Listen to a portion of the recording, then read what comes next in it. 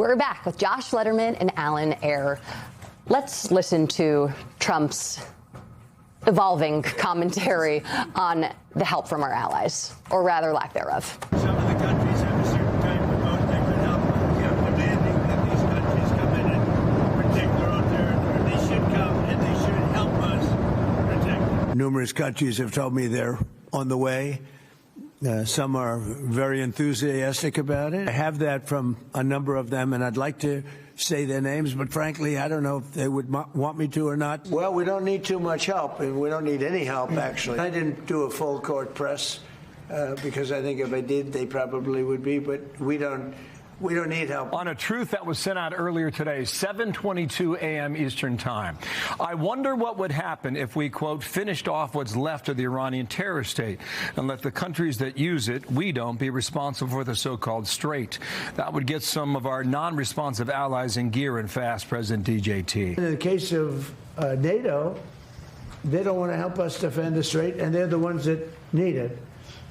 But now they're getting much nicer because they're seeing my attitude. They're getting much nicer. But it's, as far as I'm concerned, it's too late. The president and I had about a 15-minute phone call. He said absolutely none of our allies in NATO have helped with support as it relates to the war. He said we don't need their help, but they've proven themselves to be a paper tiger. He also posted that on Truth Social, i.e., without the United States, NATO is nothing. And he said before he came to office, the United States, and you've heard this from him before, paid 100%. Now NATO allies are paying more, but they've done nothing. A quote that I was reading this week that I think sort of accurately summarizes the way our allies might be feeling about us right now is from a former commanding general of the U.S. Army who said, our allies are looking at the U.S. in a way that they have never before, and that's bad for the U.S. Alan, what way do you think they're looking at us right now? Well, lack of comprehension probably is, I mean, it's mixed, but certainly, yeah, lack of comprehension and deep unhappiness. I mean, that gentleman is quite correct. The United States is torched. It's a system that was built up over decades of cooperation and collaboration globally. You know, America going it alone doesn't cut it. When President Trump says we don't need the Strait of Hormuz, again, I beg to differ in the sense that it's not just oil, it's LNG, it's fertilizer, it's all sorts of products that have global repercussions and implications. You know, when you start a war, you're signing up for a massive bunch of unintended consequences, most of them bad, and that's what's happening now. It feels like, you know, the United States broke it, but everybody has to own it. And exactly. Now he wants everybody on board. I do want to play something from Secretary of Defense Pete Hegseth talking about ungrateful allies. The world, the Middle East, our ungrateful allies in Europe, even segments of our own press should be saying one thing to President Trump. Thank you. Thank you for the courage to stop this terror state from holding the world hostage with missiles while building or attempting to build a nuclear bomb. They can't trust us, Josh. I think like that seems to be and has been for months and months and months very clear, is that they don't know where Donald Trump is going. They don't know what decisions he's going to make. There's no kind of continuity from the foreign policy of the Biden administration to now. And that is one thing. Even though domestic policy has changed a lot from president to president, there has been kind of like a thread of foreign policy, a certain type of foreign policy, like, feeling a responsibility for global stability, right? Like that is the rest of the world depends on the United States to make sure, not as police, some people might say as police, but to make sure that, make sure that the entire world is calm. That is the isolationism that Trump has, that he doesn't believe that we have any responsibility for global stability, it seems. Whatever we want, we have to go do it. Well, he's saying that quiet part out loud. If you look at the president's national security strategy that was released, I think it was in December, it explicitly says we're not in the business anymore of being the world's policeman. We literally are. Well, but that's not a role the president sees us serving in the future. And when you think about these allies, when you enter an alliance, there's two things that keep you up at night. One is abandonment when you need your allies most, and the second is entrapment, being sucked into their prior conflicts. And our allies have really faced both of those over the last year or so. We're talking about not defending them in NATO if something actually would trigger Article 5, talking about invading Greenland, and now pulling allies into a war they didn't want to be part of and are struggling to figure out how do they be a good ally, how do they deal with their own economic crisis in the Strait of Hormuz without potentially getting dragged into something that could be very messy, not only for us, but for them as well. He was taking y'all didn't see him on camera. He was taking a very deep breath. Okay.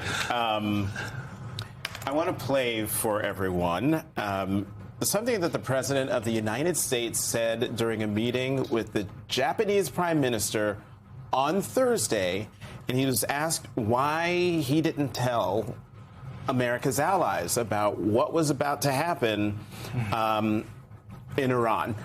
Please watch this and turn the sound up. Why didn't you tell U.S. allies in Europe and Asia, like Japan, about the war before attacking Iran? So we are very confused about we Japanese citizens. Well, one thing, you don't want to signal too much. You know, when we go in, we went in very hard, and we didn't tell anybody about it because we wanted surprise. Who knows better about surprise than Japan? Okay? Why didn't you tell me about Pearl Harbor? Okay? Right? You know, he's asking me, no, you believe in surprise, I think, much more so than us. I looked at the Japanese Prime Minister's face during that, and she tried very hard, very, very hard not to react. But as an American citizen, but also as a journalist who has covered now 4 presidents, both parties, and knowing how presidents of the United States are supposed to talk and to act on the world stage, particularly with our allies, that was, well, one, beyond disgusting.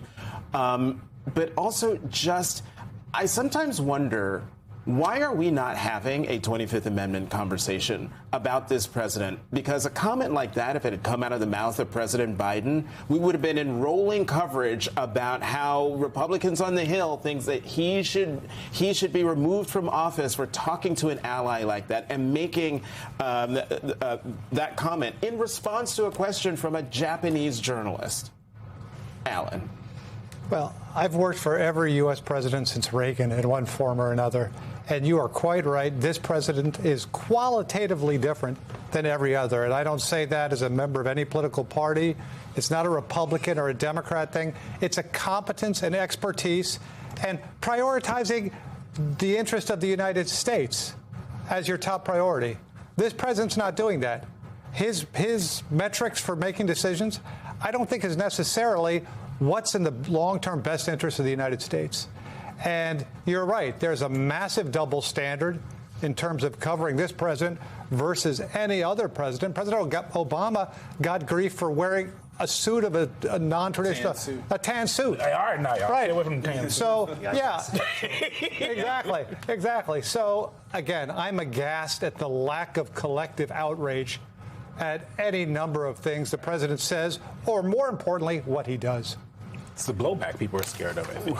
Right. But this Stop being scared. No, go ahead. This is the president who, in his first term, people, you know, they were well aware that he was calling our allies S-hole countries, that he was saying he alone could fix things. I mean, people voted for these qualities and this language. Yeah, a second. You're right, twice. A second time, which makes it even. Some people voted for it 3 times. Right, more galling.